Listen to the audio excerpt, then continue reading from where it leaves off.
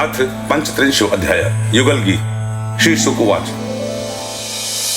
सा सा सा नि सा सा धा नि रे पा पा पा गा मा मा रे नि सा सा सा सा नि सा सा धा नि रे पा पा पा गा मा मा रे नि सा।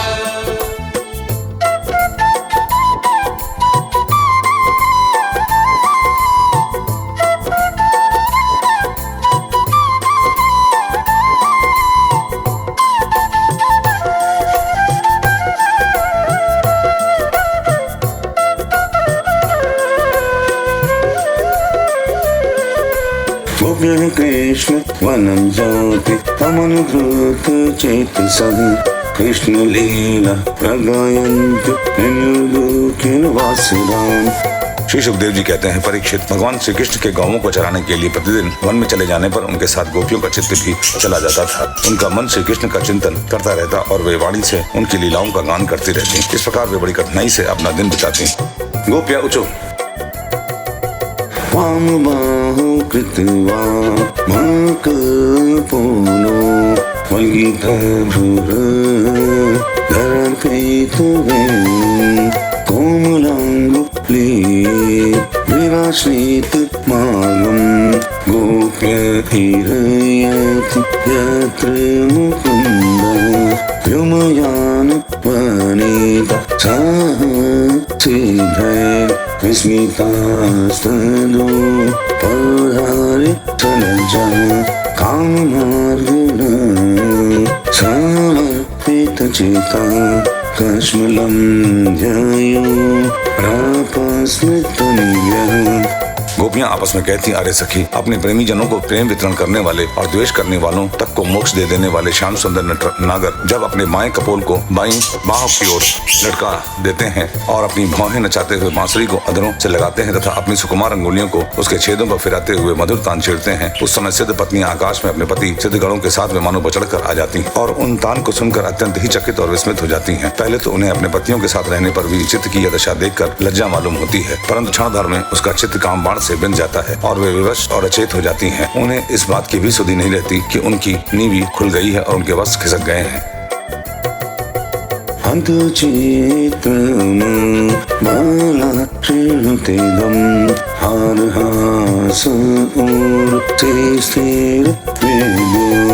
नंद सुनो राया मार्तज नानाम नर्मदो यही पूजित वृंद शुक्रेज वृषा मृगवो वेणुवाद्य हृत चेत सुतारा दंत दक्षकवला धृत कर्णा निद्रितालिखित चित्र निवासम। अरे गोपियों, तुम यह आश्चर्य की बात सुनो। ये नंदन कितने सुंदर हैं। जब वे हंसते हैं तब हाथ से रेखाएं हार का रूप धारण कर लेती हैं, शुभ्र मोती सी चमकने लगती है। अरे वीर, उनके वक्ष स्थल पर लहराते हुए हार में हास्य की किरणें चमकने लगती हैं। उनके वक्ष स्थल पर जो श्रीवत्स की सुनहरी रेखा है वह तो ऐसी जान पड़ती है मानो शाम मेघ पर बिजली ही स्थिर रूप से बैठ गई है। वे जब दुखी जनों को सुख देने के लिए विरहियों के मृतक शरीर में प्राणों का संचार करने के लिए बांसुरी बजाते हैं, तब व्रज के झुंड बैल, गौवें और हरिण उनके पास ही दौड़ाते हैं। केवल आते ही नहीं सखी, दांतों से चबाया हुआ घास का ग्रास उनके मुख में ज्यों का त्यों पड़ा रह जाता है। वे उसे न निगल पाते और न तो उगल ही पाते। दोनों कान खड़े करके इस प्रकार स्थिर भाव से खड़े हो जाते हैं मानो सो गए हैं या केवल भीत पर लिखे हुए चित्र हैं। उनकी ऐसी दशा होना स्वाभाविक ही है, क्योंकि यह बांसुरी की तान उनके चित्त को चुरा लेती है।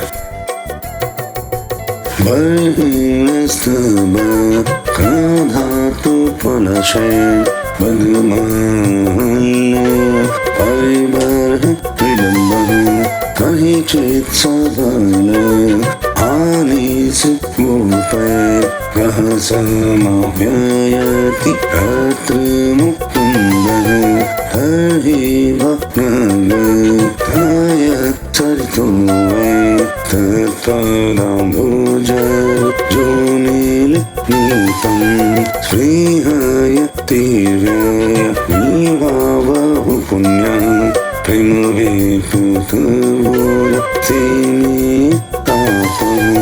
हे सखी, जब वे नंद के लाडले लाल अपने सिर पर मोरपंख का मुकुट बांध लेते हैं, घुंघराली अलकों में फूल के गुच्छे खोस लेते हैं, रंगीन धातुओं से अपना अंग अंग रंग लेते हैं और नए नए पल्लवों से ऐसा वेश सजा लेते हैं जैसे कोई बहुत बड़ा पहलवान हो, और फिर बलराम जी तथा ग्वाल बालों के साथ बांसुरी में गौओं का नाम ले लेकर उन्हें पुकारते हैं, उस समय प्यारी सखियों नदियों की गति भी रुक जाती है। वे चाहती हैं कि वायु उड़ाकर हमारे प्रीतम के चरणों की धूलि हमारे पास पहुंचा दे और उसे पाकर हम निहाल हो जाएं। परंतु सखियों, वे भी हमारे ही जैसी मंदभागिनी हैं। जैसे नंद नंदन श्री कृष्ण का आलिंगन करते समय हमारी भुजाएं कांप जाती हैं और जड़ता रूप संचारी भाव का उदय हो जाने से हम अपने हाथों को हिला भी नहीं पाती, वैसे ही वे भी प्रेम के कारण कांपने लगती हैं। 2-4 बार अपनी तरंग रूप भुजाओं को कांपते कांपते उठाती तो अवश्य है, परंतु फिर विवश होकर स्थिर हो जाती हैं, प्रेमावेश से स्तंभित हो जाती हैं।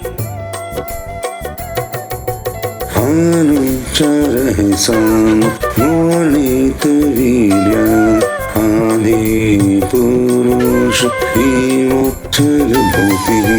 वनचर गिरि तटेषु चरन्ति वेणुना व्ययति वासात्यर्नहि वनलतास्तरौ आत्मनि विष्णुं व्यञ्जयन्त्यपि वपुष्पफलाढ्या रणत भारवेटूप मधुधारा प्रेमहृष्ट धनु श्रीरुक्मा। हरिवीर जैसे देवता लोग अनंत और अचिंत्य ऐश्वर्य के स्वामी भगवान नारायण की शक्तियों का गान करते हैं, वैसे ही ग्वाल बाल अनंत सुंदर नटनागर श्री कृष्ण की लीलाओं का गान करते रहते हैं। वे अचिंत्य ऐश्वर्य संपन्न श्री कृष्ण जब वृंदावन में विहार करते रहते हैं, तब बांसुरी बजाकर गिरिराज गोवर्धन की तराई में चढ़ती हुई गौओं को नाम ले लेकर पुकारते हैं। उस समय वन के वृक्ष और लताएं फूल और लदों से लद जाती हैं, उनके भार से डालियां झुककर धरती छूने लगती हैं, मानो प्रणाम कर रही। वे वृक्ष और लताएं अपने भीतर भगवान विष्णु की अभिव्यक्ति सूचित करती हुई सी प्रेम से फूल उठती हैं। उनका रोम रोम खिल जाता है और वे सब की सब मधुर धाराएं उड़ेलने लगती हैं। दर्शनीयति लाको वनमाला दिव्य गंध फूल सीमधुमाते अलिकुल प्रहलाद गीत अभीष्ट माद्रियन्नरि गंधित वेणु सरसी सरस हंस विहंगा सचारु वितरित चेतस प्रीत्या हरिमो पासत धेयत चीता हंत मिलित रेशो धृतमनः। हरी सखियां, जितनी भी वस्तुएं संसार में या उसके बाहर देखने योग्य हैं, उनमें सबसे सुंदर, सबसे मधुर, सबके शिरोमणि हैं ये हमारे मनमोहन। उनके सांवले ललाट पर केसर की खौर जितनी फकती है, बस देखती ही जाओ। गले में घुटनों तक लटकती हुई वनमाला, उनमें पिरोई हुई तुलसी की दिव्य गंध और मधुर मधु से मतवाले होकर झुंड के झुंड भौरे बड़े मनोहर एवं उच्च स्वर से गुंजार करते रहते हैं। हमारे नटनागर श्याम सुंदर भौरों की उस गुनगुनाहट का आदर करते हैं और उन्हीं के स्वर में स्वर मिलाकर अपनी बांसुरी फूंकने लगते हैं। उस समय सखी उस मुनिजन मोहन संगीत की सुनकर सरोवर में रहने वाले सारस, हंस आदि पक्षियों का भी चित्त उनके हाथ से निकल जाता है, छिन जाता है। वे विवश होकर प्यारे श्याम सुंदर के पास आ बैठते हैं तथा आंखें मूंद चुपचाप चित्त एकाग्र करके उनकी आराधना करने लगते हैं, मानो कोई विहंगम वृत्ति के रसिक परमहंसी हों। भला कहो तो यह कितने आश्चर्य की बात है। सहबालस वातंस विलस सानुषुकृति मृतो व्रजदेव्या हर्षयन् यर्हि वेणुर्वेणु जात हर्षमुपरम्भति विश्वम् मदति क्रमणं शङ्कित चेता मंद मंद मानो गर्जति इह तुरिदमभ्यवश तुमानुभीष्टाय चवीद धत्रतपतम्। हरि वृष देवियों, हमारे श्याम सुंदर जब पुष्पों के कुंडल बनाकर अपने कानों में धारण कर लेते हैं और बलराम जी के साथ गिरिराज के शिखरों पर खड़े होकर सारे जगत को हर्षित करते हुए बांसुरी बजाने लगते हैं। बांसुरी क्या बजाते हैं, आनंद में भरकर उनकी ध्वनि के द्वारा सारे विश्व का आलिंगन करने लगते हैं। उस समय श्याम में बांसुरी की तान के साथ मंद मंद गरजने लगता है। उसके चित्त में इस बात की शंका बनी रहती है, कहीं मैं जोर से गर्जना कर उठूं और वह कहीं बांसुरी की तान के विपरीत पड़ जाए, उसमें बेसुरापन आ जाए तो मुझसे महात्मा श्री कृष्ण का अपराध हो जाएगा। वह इतना ही नहीं करता, जब वह देखता है कि हमारे सखा घनश्याम को घाम घाम लग रहा है तब वह उनके ऊपर आकर छाया कर लेता है, उनका छत्र बन जाता है। अरे वीर, वह तो प्रसन्न होकर बड़े प्रेम से उनके ऊपर अपना जीवन ही निछावर कर देता है। नन्ही नन्ही फुइयों के रूप में ऐसा बरसने लगता है मानो दिव्य पुष्पों की वर्षा कर रहा हो। कभी कभी बादलों की ओट में छिपकर देवता लोग भी पुष्प वर्षा कर जाया करते हैं।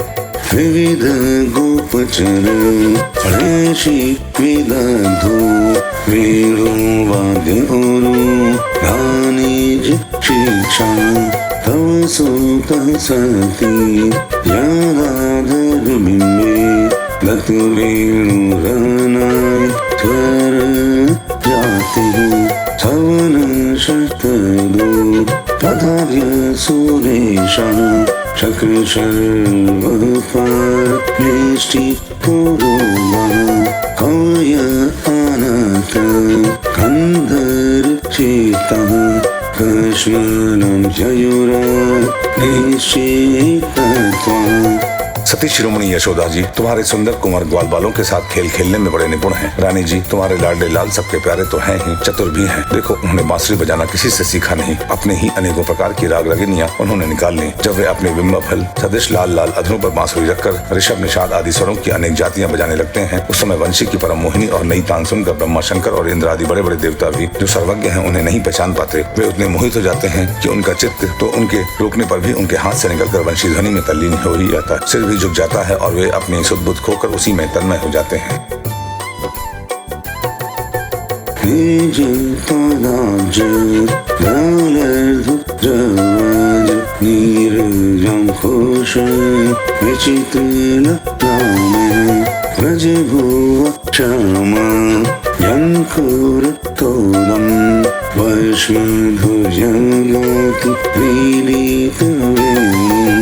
भजति तेन वयं विलासा वीक्षणार्पितमा नो भवेगा कुजगति गमीता न वेदामः कश्मलेन कबीरं वसनं वा। हरिवीर उनके चरण कमलों में ध्वजा वज्र कमल अंकुश आदि के विचित्र और सुंदर सुंदर चिन्ह है। वह व्रजभूमि गौओं के खुर से खुद जाती है, तब वे अपने सुकुमार चरणों से उसकी पीड़ा मिटाते हुए गजराज के समान मंद गति से आते हैं और बांसुरी भी बजाते हैं। उनकी वह वंशी ध्वनि, उनकी यह चाल और उनकी वह विलास भरी चितवन हमारे हृदय में प्रेम के मिलन की आकांक्षा का आवेग बढ़ा देती है। हम उस समय इतनी मुक्त इतनी मोहित हो जाती हैं कि हिल डोल तक नहीं सकती, मानो हम जड़ वृक्ष हों। हमें तो इस बात का भी पता नहीं चलता कि हमारा जूड़ा खुल गया है या बंधा है, हमारे शरीर पर वस्त्र उतर गया है या है।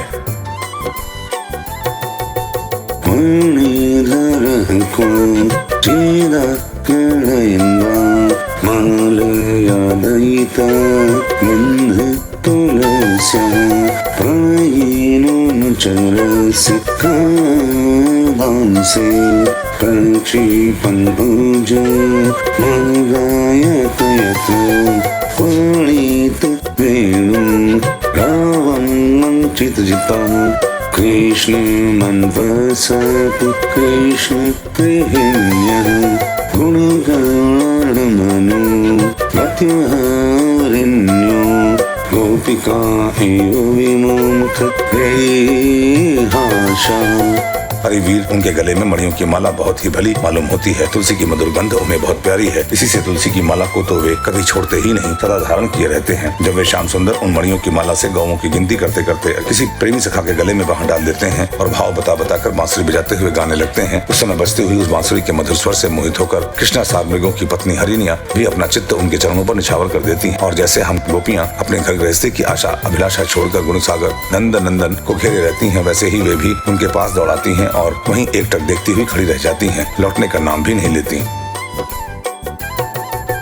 कुंद दामकृत कौतुकवेषु गोप गोधन ऋतुयमुनायां नंद सूनुरनघे तावत्सु नर्मदः पाणिनं विजहार मदवायुरूप प्रत्यनुकूलं माने जन्म यजस्पर्शेन वन्देनस्तमुपा देवगणाये वंद्य गीत बलि हरि प्रभु।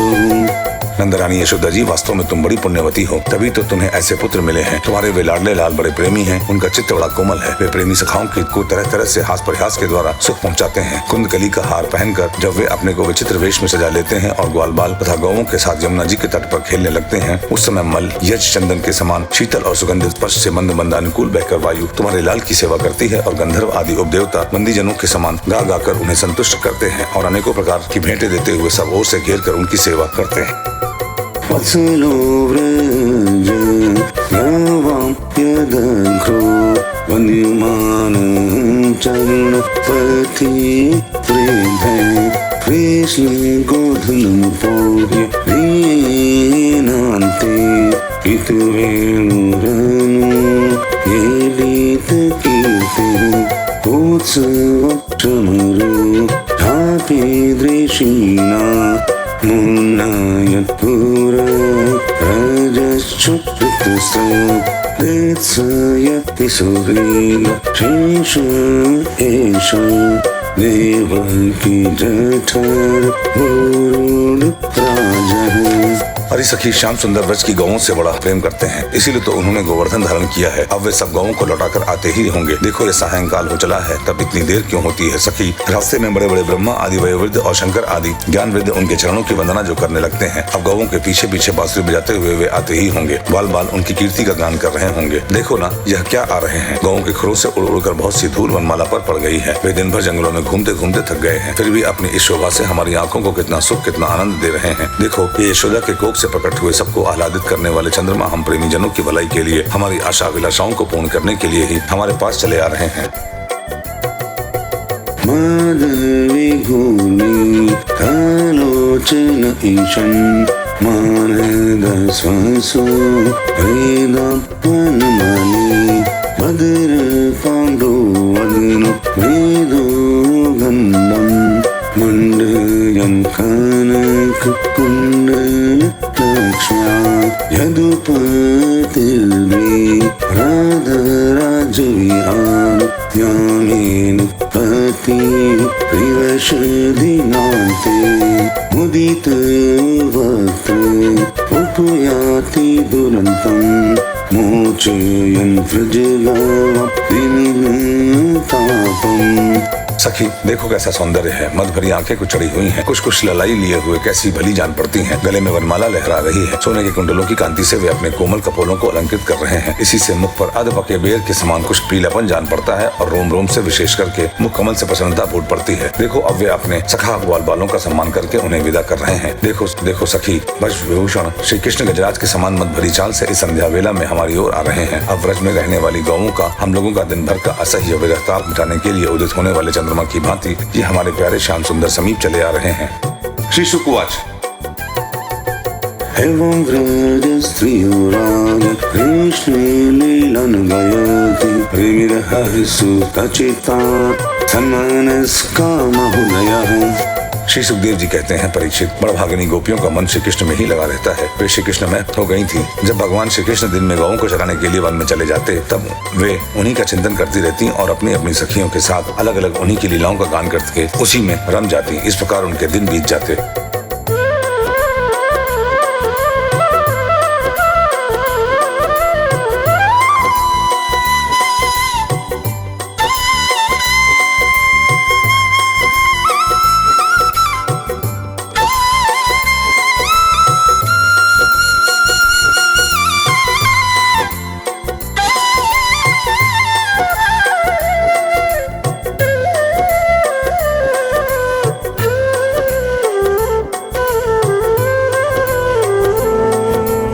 इति श्रीमद्भागवते महापुराणे पारमहंस्यां संहितायां दशम स्कंधे पूर्वार्धे वृंदावन क्रीड़ायां गोपिका युगल गीतम नाम 35 अध्यायः।